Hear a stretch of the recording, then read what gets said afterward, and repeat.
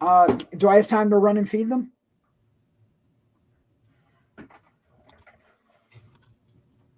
30 seconds. Yeah. It's going to take me longer than that. Start without me. We can start without you. All right. Fine.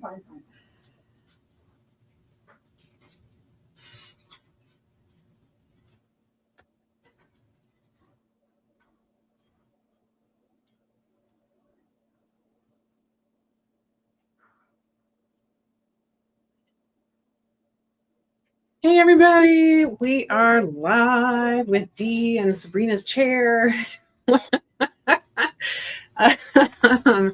to talk to you about Giant Girl, talk to you about how your day is going, whatever we want to do. It is a fun, impromptu hour of talking comics and talking the Kickstarter for Giant Girl Adventures, Giants of the Earth, which just launched today. This is the book Sabrina and I, we've been working on this for the better part of 5 years now. It started, like, I guess I can just, while Sabrina's on her way back, I can just kind of go into some of the little backstory. Is Sabrina and I have been friends for years. We've been, we were working together on like a Star Trek sim where we were writing and having fun and goofing off. And it was during the pandemic and my brain was eating itself. And I did a bunch of just random pinup pieces for folks that I knew. Like just, I did like the Scary Godmother thing. And I did a couple of other random character pieces. And I did one for Sabrina. She's been publishing Giant Girl Adventures as a webcomic for years. And I just did a pinup for fun. It was a giant girl of Ronnie Kane fighting one of her nemesis, Badonkosaurus, one of my favorite characters in the book. Yes. And she was super happy with how it came out. And we started kind of talking and fell into working on this project together for a bit. The project started originally, the script was kind of a pastiche of the old 100-page Giants. They would do it like DC and Marvel back in the day. And originally, there were already 34 pages drawn by the series' previous artist before the project had ended initially. And so I originally came in on page 35. And what we did was I went from page 35 all the way to the end of the book. And then we went all the way back to the beginning and I redrew the original pages. Okay, yeah, I was about to ask. Wow. Which turned it to something like 50 pages we ended up adding to the beginning of the book or something. We added, because we had learned that we'd worked together for a few years by that point. We really had an idea for how we both work. We are, while Sabrina is the writer of the book, we are both writers. And so there was a lot of collaboration on things. And we were talking, well, instead of where the book opened up here, maybe we could open with an action sequence and we could do this and we could do that. We added scenes and things to flesh stuff out in the opening so that there was a little bit more build up for the overall story. And we ended up going back in, and that required me going into the first 10 or so pages that I had done and redrawing parts of the faces to match the way I ended up drawing them after a few pages. Oh my God. It was definitely a very organic process that started in the middle, worked its way to the end, worked its way back to the middle, then kind of in the middle we've been working on this one for a while now, and the end goal has always been to get to where we are at now with this Kickstarter and getting this book to happen. Yeah. Oh my God, that's crazy. Sabrina! And we're here. So, and we just passed the halfway point, by the way. So thank you guys. Woo, thank you, everybody. Woo. So what had happened was, originally I had been working with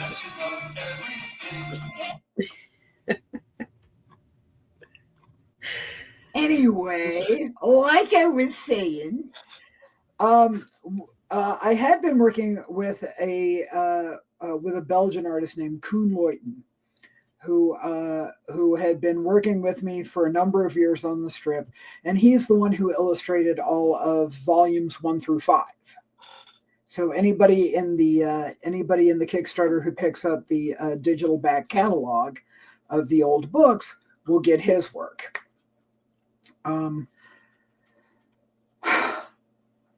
He had drawn about the first 35 pages of the book as I had originally scripted it.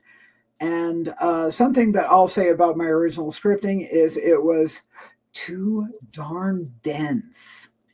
I was just trying to cram way too much action into one page. I didn't understand that every panel is the passage of time. All of that leads to a certain pacing, and Right. My pacing sucked. Eventually Kuhn had enough and said, look, I just don't want to do this anymore. And we parted ways. And after that, the strip lay fallow for about 4 years until Dee and I started writing together. And eventually, after writing together, we really worked out how to do a creative partnership. And then she offered, she was like, hey, I'd draw anything Giant Girl related. And I said, really? Tell me more.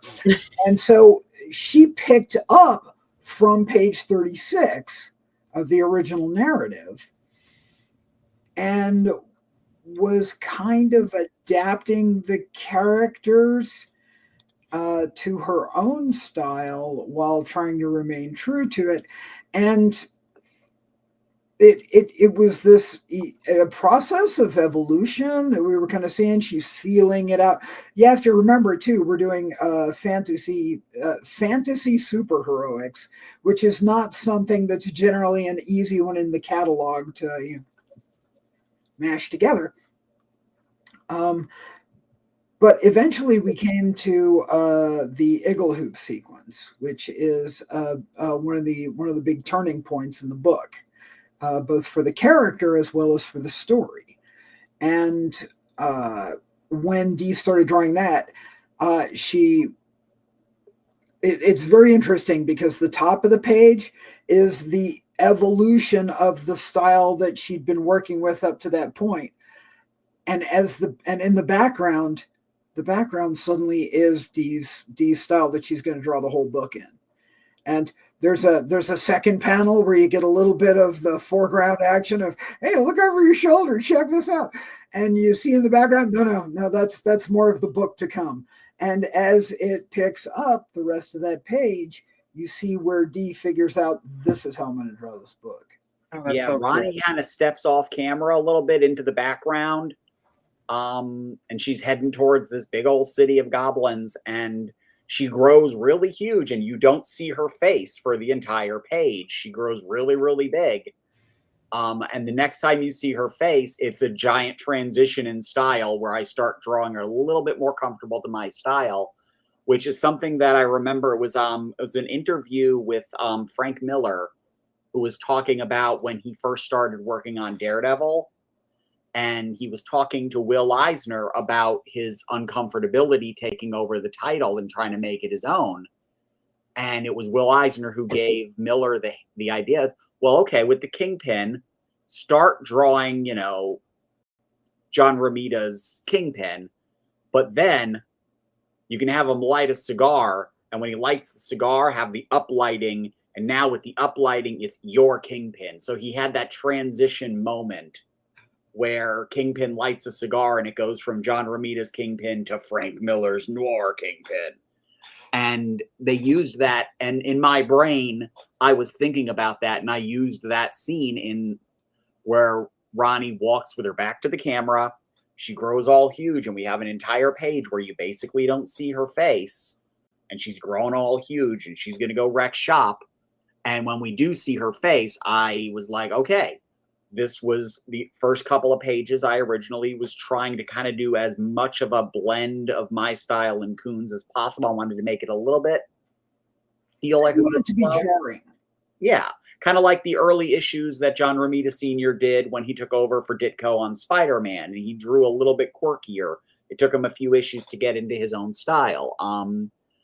I think Ryan Otley did something similar when he took over on Invincible. The first couple of issues felt closer to the previous artist, whose name is absolutely escaping me, and I'm losing points. It's okay. You won't be graded. Someone's judging me right now. I can't remember the original artist. It's okay. It'll be in the comments. That's right. So I tried to find this early 3 on, days from now in comments. but it did kind of bite me in the butt when we got back to the beginning of the book, because then I had to make those earlier pages where I was doing it in kind of a mixed style and make those faces all match up. Right. And in some cases, a little. I think that head's. Yeah, I know. Gotta shrink that head. Yep. Because the earlier versions were cartoonier, so bigger heads. Right. Oh man. And she'd definitely gotten a Ronnie model by then, so that she could go through and she was just wiping out Ronnie's face at every panel. Like, that's her face.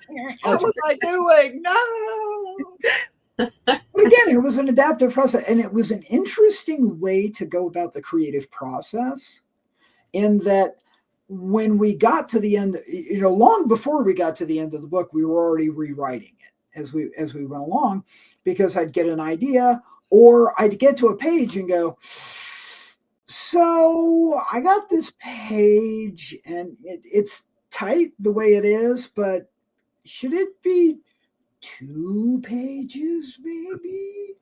And you would look at it and go, and 4 out of 5 she'd say, yeah, we should probably, that should be 2 pages. Let's take a couple of beats for this, and this, which led to better storytelling.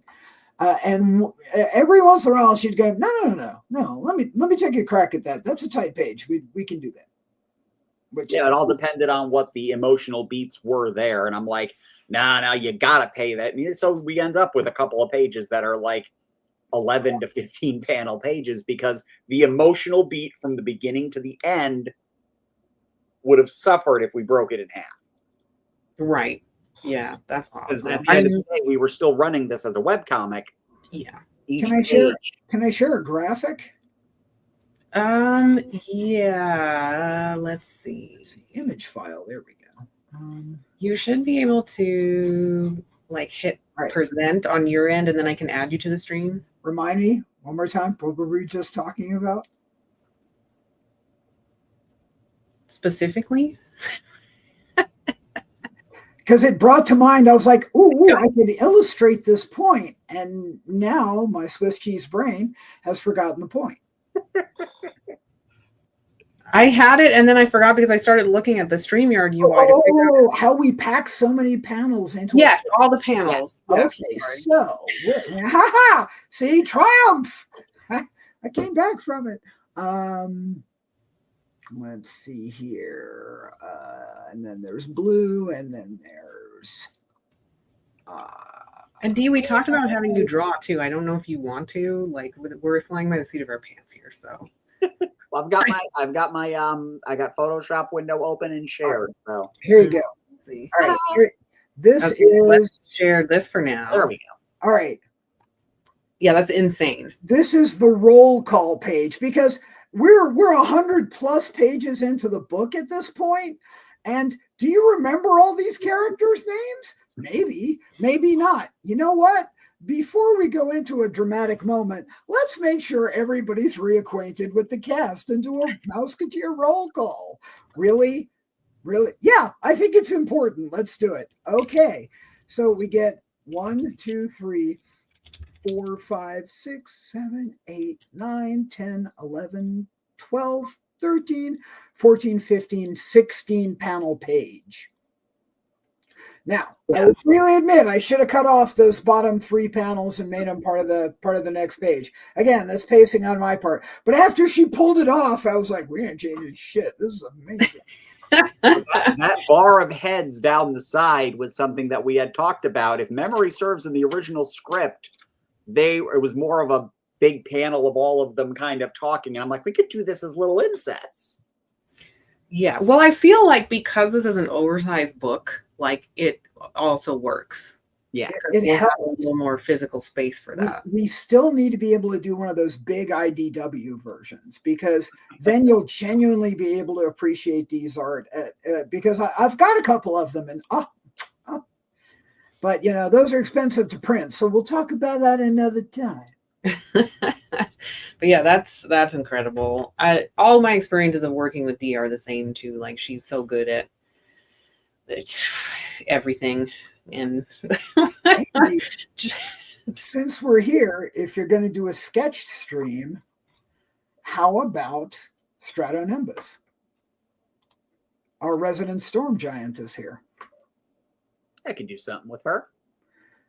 I actually have a I have a blank book, you know, that you take to cons and you get artists to draw in. And in this case,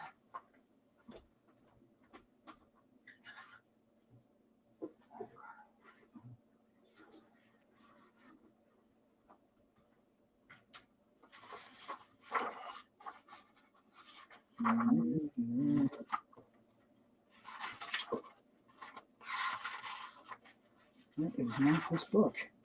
Darn, I thought I had it.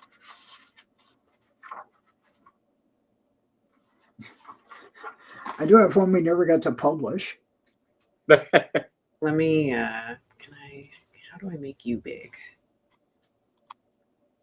There we go. Of course, it's reversed, you know. I love that. But yeah, the Evergreen locks up the canal, and she's like, "This, I could have fixed that." Oh, that's amazing. Oh my God. I'm trying to think. There's so much that has gone into this. I don't even know what to talk about because it's crazy. Like, I don't think people watching realize what's gone into the book, what's gone into all the art, the print sets. There's so much cool art.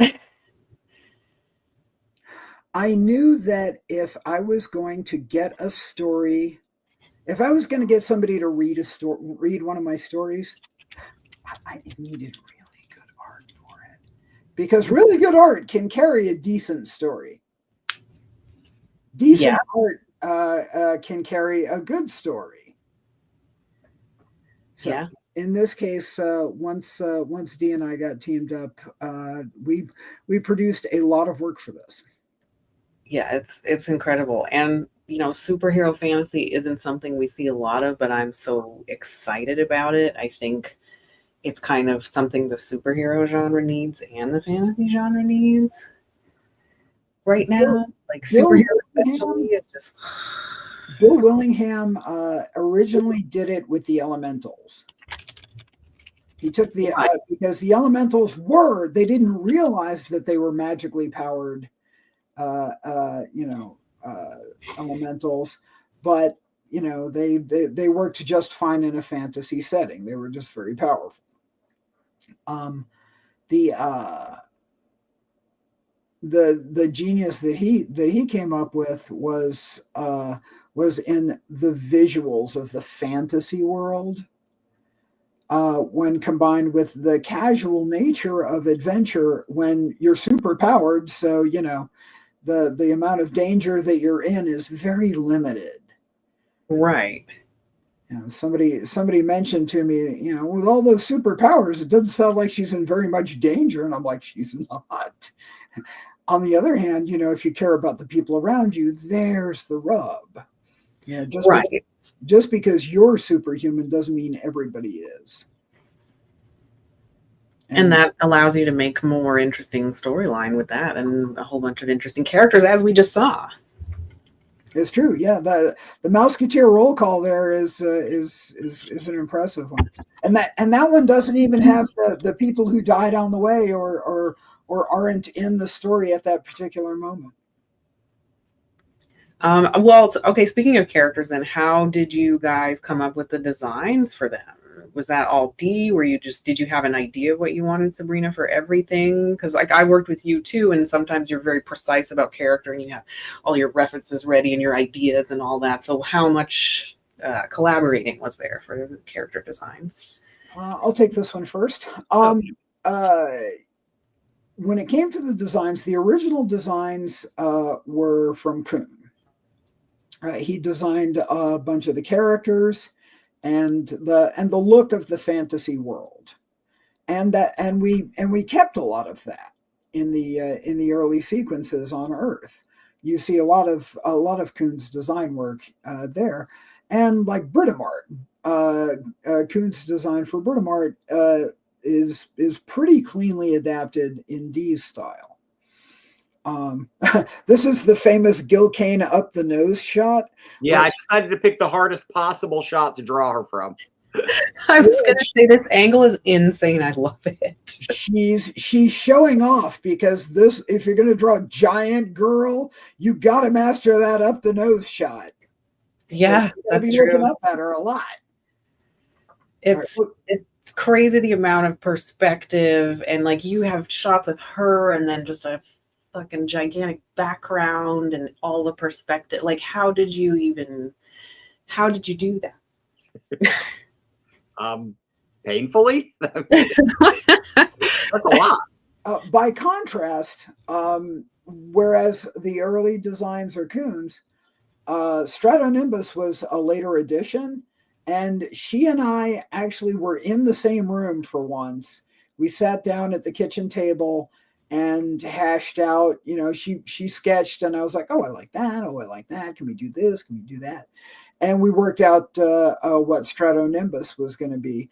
So this one's a D original. Oh, if we roughed out Stratonimbus at that, and the what's her name, the Ice Queen. Yes. Brunhilde, the Frost Giant Queen. That's so cool. Oh, Brunhilde, I think to make her look powerful, I think her head need to be smaller. Oh, see what's happening right now. I was going to say, I said it, and even as I said it, I watched as, oh yeah, she's on the job. Yep. Yeah, big heads is my curse. But digital has been your salvation. Oh yeah.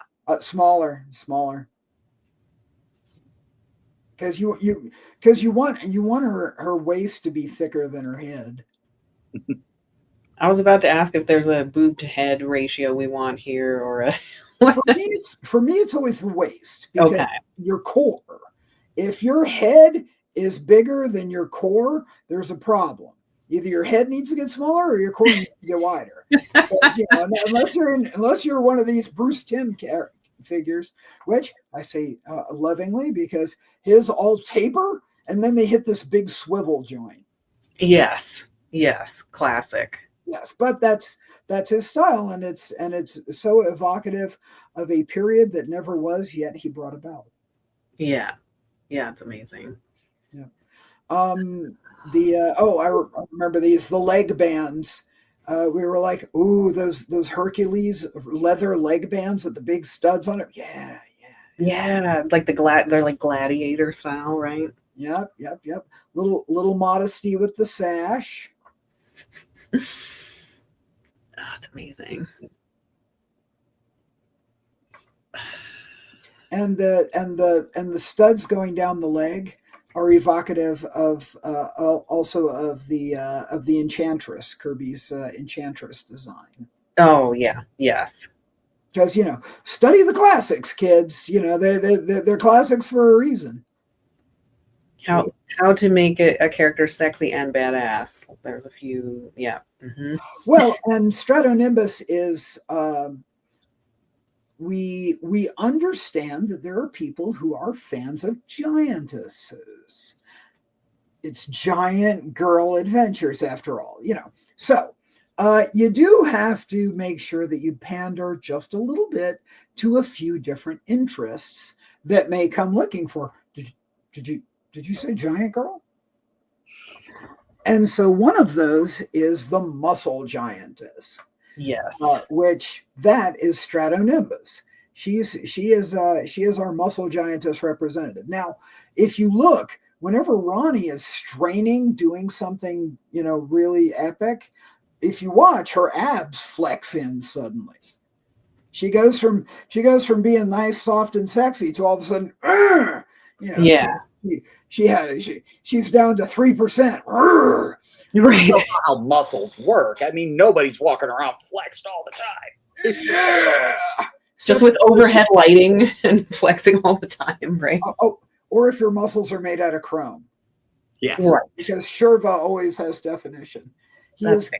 He's the big space knight that we introduced very early on as part of her superheroic universe. And I mean, we've definitely already had feedback about Giant Girl having muscles and how people are happy about that. So Good. I am very happy about that. There's not enough. It's insane, but just within the superhero universe, there's not a lot of buff women. Or women with muscle tone at all, really. I was going to say, if you look at the She-Hulk, it's seldom about her definition, and it's usually about look, I'm being so great. Right. David Goyer had some very unkind things to say about her, but he wasn't entirely wrong. Right. Yeah. Yeah, go looking for a shot of the She-Hulk where she's just looking strong and not exploited. I don't think I like just racking my brain. I can't think of. They're there. There's that entire run of the Avengers where she's a big brutish Hulk. Okay. And so she's all muscle giantess with big mass. Basically, it's the Hulk in a tank top with long hair. Yeah. Okay. Basically, I guess would make it Doc Samson Hulk. Okay. Anyway, but yeah. There's a big beefy version there, but by popular demand, she went back to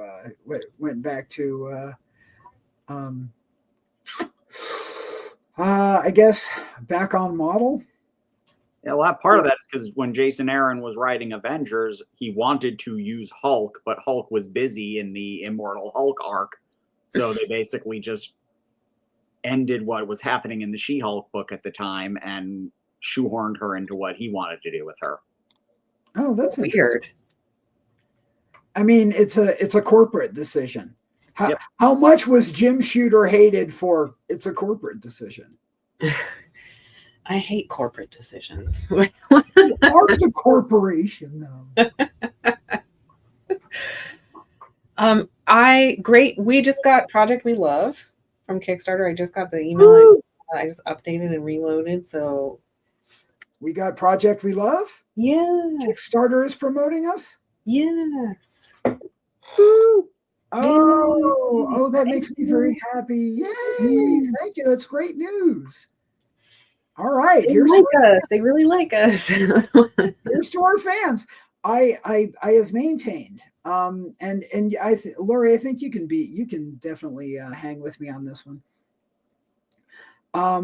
Dee's talent is so remarkable, but her recognition is not so much. And she's been at this for years, trying one thing after another, trying to get a project to hit. Through the course of this project, I maintained, and I still maintain, this is it. This is the one where they finally recognize you. This is the one where they can finally see you and see what you can do. Yeah, because I don't think people get it. I mean, I don't think Dee even gets it. Like, I keep telling her, I'm like, I don't think you understand how good you are. She do. It's getting the rest of the universe. They need to know. Like, I don't. Yeah. Hey, can I get a big muscle thigh over there with the forward presenting thigh? Can I get some big sharp muscle tone? Because it'll make Lori very happy. There's not too much I can show because it's mostly covered by either the sash or the leather bracer. Well, we'll know that it's there. But yes, Dee is. The world needs to know about Dee and give her lots of money to do what she does. And this book gets her that recognition. Yes. It's like almost a fisheye lens perspective I went with. Yeah, this is really cool. It's a Kirby-esque forced perspective shot. Actually, It's that her lower half is a different size than her upper half, so it's a tad Larson-esque. A little bit, a little. There's a few different artists that do that forced perspective where things are coming forward, but also things are going back, and like her fist is coming forward, but so is like her hips. Right. Yeah. It was an experimental pose, and I'm having fun with it. No, I like it. That's really cool. I ain't complaining. Because it makes her look like she's running towards us also with the hips out like that, I feel. She's coming towards you, sexually aggressive. If you can withstand the assault, then you may get lucky. You're right. How storm giants mate. Terrifying, but sexy. And that's how we got Hurricane Laguna.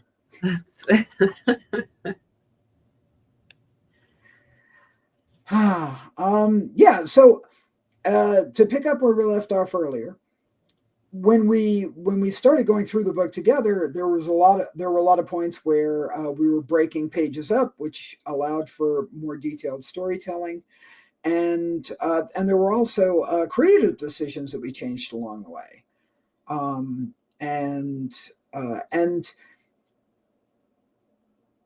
as a writer, you can choose to be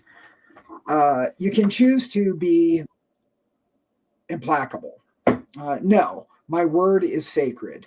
It is on the page exactly the way I intend it to be, and I will tolerate no deviance. Or you can work with the creator and go, I hadn't thought of doing it that way. I stuck a panel in here because it needed an emotional beat and you didn't leave for it. Yeah, now I want to move word balloons. Let's restructure this page. And the whole creative process would go from there. In the end, neither of us had both of us kept ego out of all of the decisions. And we were honest. We were always honest because, here, what do you think about this? I think that's going to be a lot of work. Okay, so I should have suggested that earlier if I wanted that. Yeah. Okay, well, all right. Noted for future reference. No problem. We'll move on from here. And we always respected one another as creators.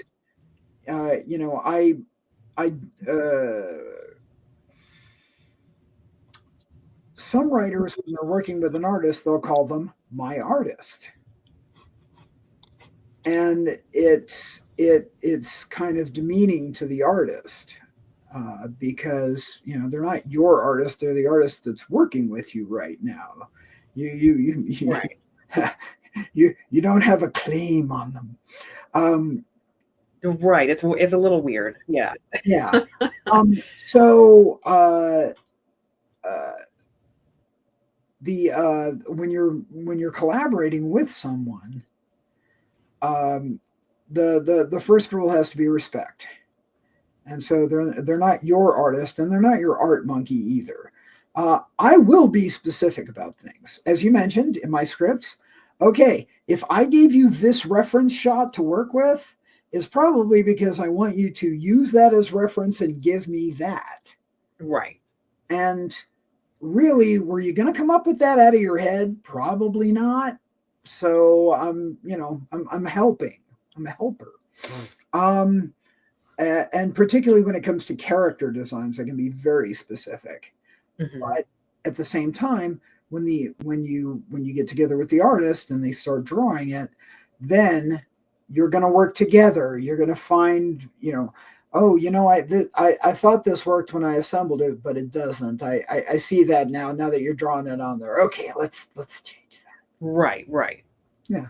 The key is always respect, and you don't view your artist as an art monkey. You don't view your artist as just the artist.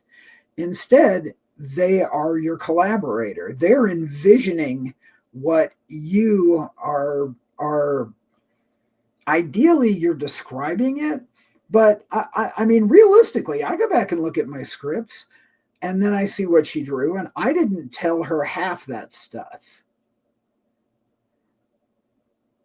But from context, from us talking, she's got an idea, or she just drew it and I went, wow, that looks fantastic. Okay, that's There are a few pages where I'll do roughs for multiple versions of the script. Like I'll do a version if Sabrina if it has a specific idea, I'll draw that. If I have a specific idea, I'll give her a secondary rough, because it'll be like, instead of saying, well, I think we could do this, it's a show me. Okay, here, what do you think about how this could work? Yeah. In collaboration, that's always the been our keyword, and it works great. Is show me. You know, hey, I got an idea. Cool, show me. You know, I'm not married to my idea. Show me your idea. Let's look at both of them.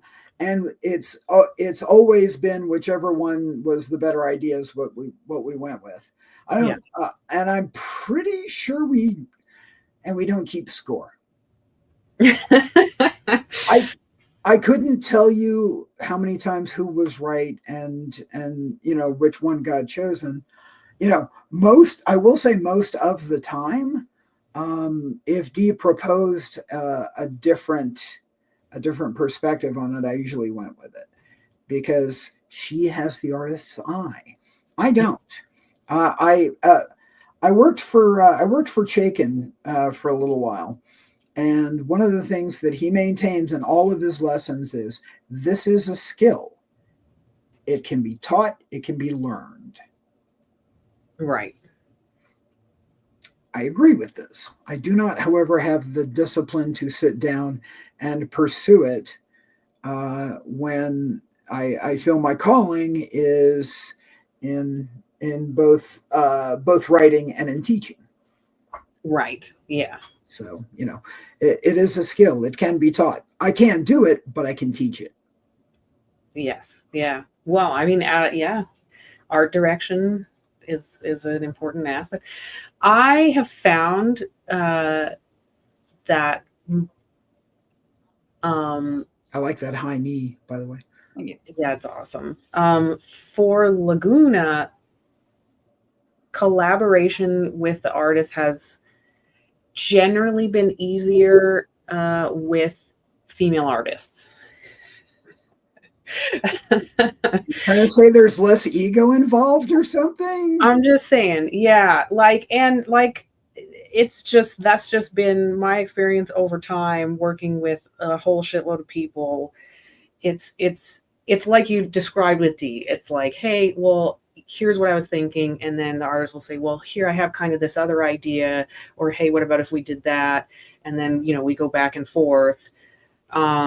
Whereas, you know, with male artists, a lot of the time I would be like, hey, what do you think about changing this? Why? You know, that's more, right. It's more of an ego. Like it's immediately like offended. Offensive reaction. Right. So I have found generally, I love working with you guys. You're awesome. And future plug while we're at it. Mm-hmm. Remember, Impossible City is almost done. Your own Laguna line of characters. I'm really excited to start kind of teasing that and showing people and getting more art made for that. You got to get it colored and lettered. Oh, except for Max Sarin's copycat story. That you just have to get colored because there's no lettering. Oh, it's a silent story. You're welcome. That story is a masterpiece, though. Beautiful. I hope you get an amazing colorist for it because it deserves it. Yeah. I'm very excited about getting that color. As it stands, you know, while we're here, we haven't actually had a conversation in a while. The House of Madame Fortuna, page 2 is done. I gotta I gotta get Dee to rough out, do the breakdowns for page 3, so that I can pass them off to the inker, and that is that's 3 out of 5. That's a 5-page story, and Devil Girl Detective, which when I created the Impossible City line, Dee looked over them and said, "Dibs, that one's mine." Yes. You're like, okay, whatever you want. That one, all of the detailed roughs are done. The pencils are done. She just hasn't had time for the inks yet. But it's a 9-page story, and that's the last piece of the puzzle for the whole anthology book. Oh, it's gonna be amazing. And then you're gonna have to chase covers. Yeah, that's that's gonna be interesting. Deciding, like, it's already hard to pick cover artists because I know so many talented artists and I want them to make a cover for us. And then having to pick a character and an artist now, and all of the characters are so freaking cool. I don't know. Like, I feel like we could go into a deep rabbit hole and hire 20 cover artists, like, easily without, but I tried to give you characters that would be good on covers. I think we succeeded. I think you're going to be happy. Yeah. Oh my god. Oh, that's right. And you've already got the Max Sarin cover. Yeah, which is also incredible. Yeah. In color too. We're gonna have to make some hard decisions about covers. Well, on the bright side, you still got time on that one because, as I said, see, Devil Girl Detective is still 9 pages and a cover, so 10 pages. So she's still 10 pages away from being done, which is at least 3 months. Yeah, if not more. And the 3 months is optimistic. So we're still a ways out. I am telling everybody to look for Impossible City next year. Okay. Because it's not going to be ready before then. But it's coming. This is looking great, Dee. I keep thinking of something to say and then I get distracted by the art. Well, we're coming up on 6, so I got a couple of cool character concept pieces in here. So I got the Stratonimbus piece. Nice. And Lexi with Ronnie for scale. We should make these some premiums. Yeah. Yeah, I think we should. Never waste art. Yeah, exactly. And we broke 4K, by the way. So thank you guys. Amazing product we love, over 4K. This is a good stream. I'm happy about this stream. Yeah, it's our first day. We kicked off just 12:30. Yep, something like that. We kicked off a little afternoon, and so in 5 hours' time, we're moving. We're moving. Yeah, we're doing okay. I'm excited for stretch goals, guys. There's really cool stretch goals. So yes, get us to goal as quickly as possible because we have plans. She's not Badonkosaurus size yet, but she's growing. She's growing.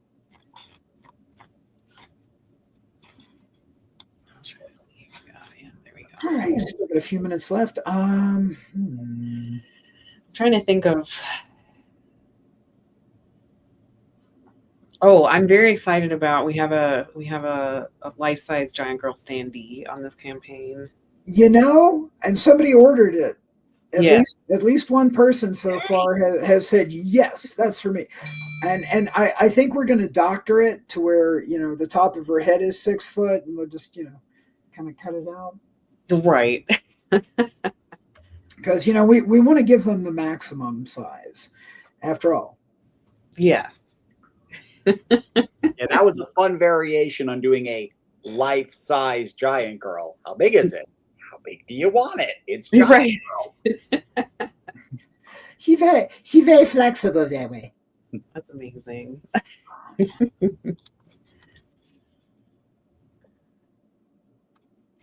Just looking here. I was looking at the first backer because we usually give them credit also. Looks like it was David Perlmutter.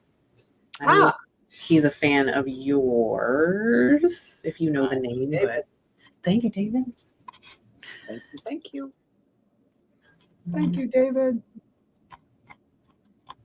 I'm just looking. If anyone watching has any questions about the book or anything we're offering, chime in. We're also doing D marks or original art from D of different sizes. So if you're looking for some D art, this is a good opportunity. And you know, if she goes far enough, we may even throw in more pinups for stretch goals. Yeah, heck yeah. Oh, let me. That one is Dark Veronica. You know the cave that you go into that Yoda says you don't need your lightsaber, but you confront your dark side. Yeah, this is Ronnie's dark side. But because of the nature of her powers, this one's, it didn't go away when she left the cave. That's amazing. I love this outfit. I want to cosplay this. Right? I gave her ridiculous jugs just because, the very nature of her powers lets her just kind of carry that thing off and keep that outfit stuck to her. Right. Oh, that's awesome. And I love the idea that she actually uses the 45s. Ronnie occasionally pulls them out to do things like, point them at somebody to give them a plausible threat that doesn't have to give her away. Or she'll fire it up in the air for a noisemaker. But I love that Dark Veronica is actually using the guns. Because, doing things like, make it bigger as soon as it leaves the barrel. Or you're throwing a cannonball at somebody, stuff like that. Oh, there you go. There is about them. There's Fab, the Fab Phantom. Oh, that's so cool. Fabiola. And Devil Girl Detective. How could I not have wanted that character as soon as I read the description? You're right. Devil Girl Detective can see all of your personal demons and interact with them. So, it gives her a big edge as a detective. That's so cool. And of course, we put her in lingerie because why would you not? Because that's right, because there's a naked version too. Yes. Right. So, we did do a few covers for you. There's a little fan service. Oh yeah. A little fan service. I used to work with a comedian on open mic nights who said, pander early, pander often. Those were his rules of comedy, but, they also work for comics pretty well, too. I'm okay with it. And Giant Girl is super well written. The art is incredible. Did we make the Kickstarter thumbnail 30% boobs? Maybe. But we can have all of those things at the same time. I mean, we can use boobs to sell a good story. I'm kind of basing my entire career on it. Right.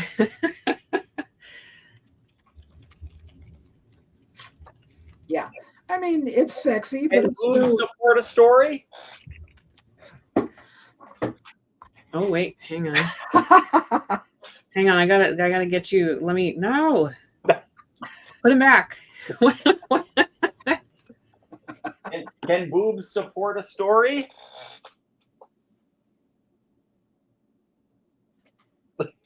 Survey says yes.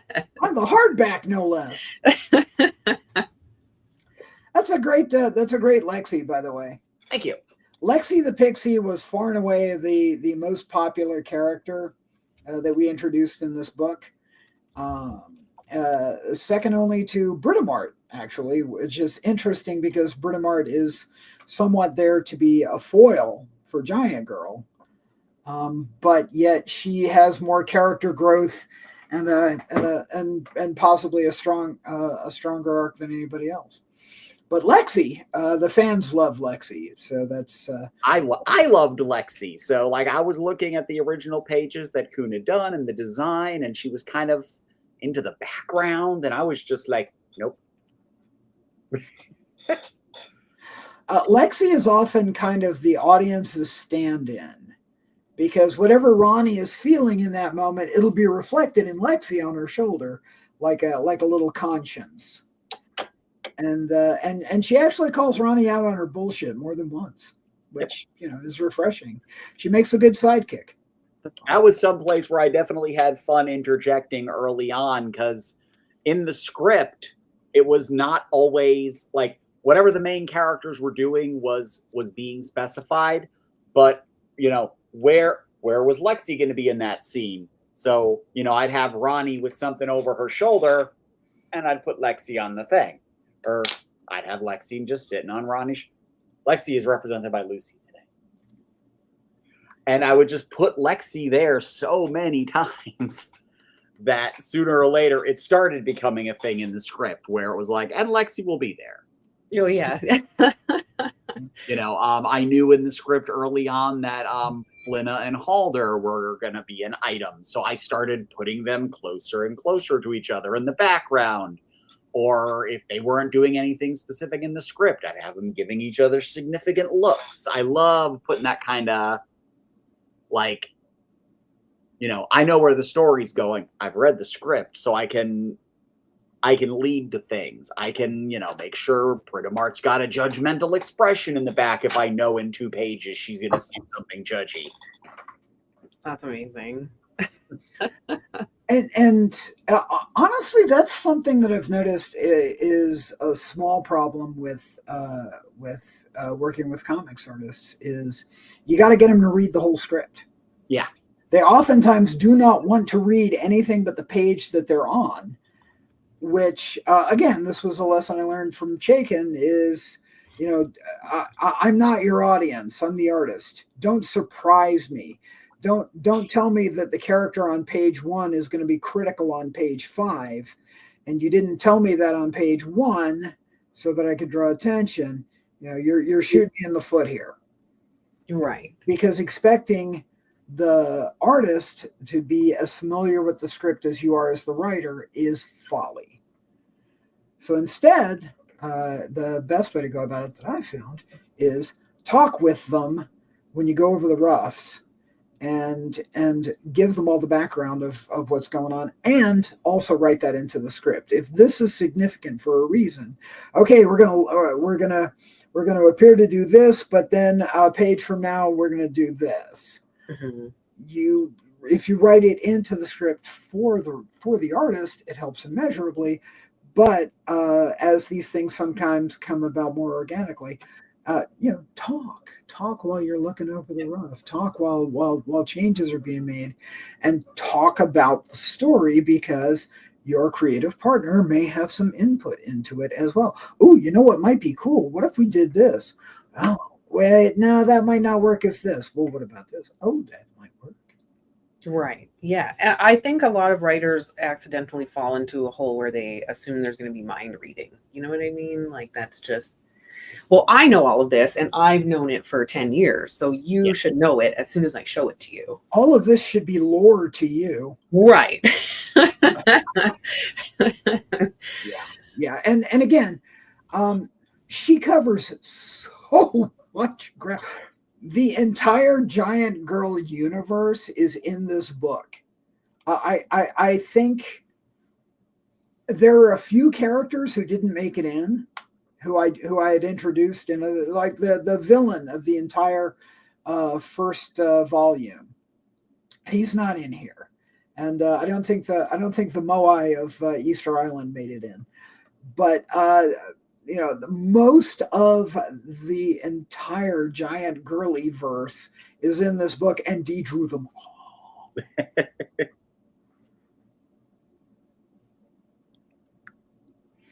So a lot of original designs, a lot of characters. One of my test readers came back and said, "There's just too darn many characters. I can't keep up." I'm like, she's the lady in red. Just keep your eye on her.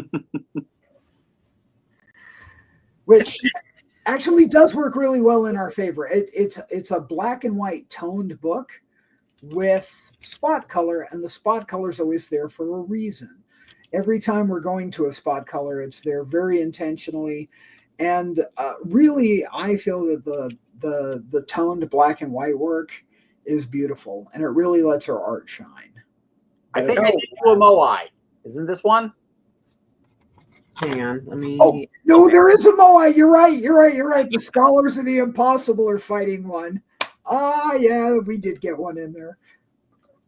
But yeah, so let's see. 1, 2, 3, 4, 5, 6, 7, 8, 9, 10, 11, 12, 13, 14, 15, 16, 17, 18, 19, 20, 21 distinct characters on this page.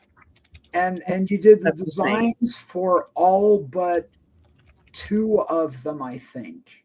Yeah. That's crazy. 3. The Crimson Ghost down there, we can't take credit for him. Yeah. Show her Gotharella. She'll love her. Yeah, there you go. Yeah, that's Gotharella, and her guardian spirit is the Crimson Ghost. He just hangs around behind her in case she needs him, and he's her spectral protector. Oh, that's so cool. I would see. There's so many of these characters I would love to cosplay too. I think you really did a good job. See, I could totally see you doing Gotharella. If you got that fierce bang cut wig, you would be all up in that. That'd be so fun. Yeah, and who doesn't want to dress like that at a con? Right. Exactly. It's just an excuse to do it. It's amazing. All right. I guess we can wrap this up. We've been here an hour. We've talked about some really cool shit. Hopefully you guys are all really excited about the book. Yep. We will be plugging it on our social medias every single day. We did a ton of promo art for this so that we can just keep showing you all kinds of cool stuff. If you're not excited, we will get you excited. Exactly. There's so much. This book is huge. It's giant. It's a bigger format, and it's long. You get a lot of amazing comic here. So just back it. Yep, our 100-page giant turned out to be like 170 pages. It's amazing. Oh, all right. Well, when we get off this, Lori, you and I should have a quick convo because we have to answer a question. All right. And let me end the stream. And Dee and Sabrina are going to see you all tomorrow night on Chat and Draw. So stay tuned for that. Have a good night, everyone. Thank you.